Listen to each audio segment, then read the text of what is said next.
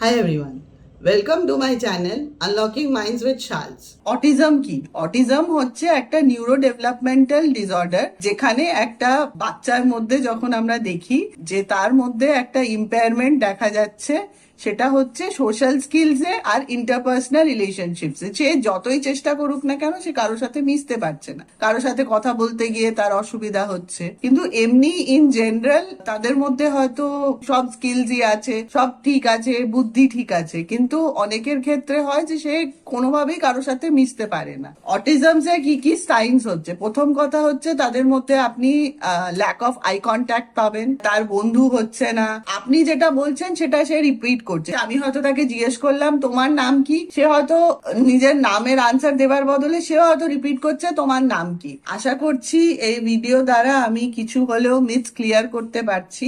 So আপনারা সবাই ভালো থাকবেন, সুস্থ থাকবেন।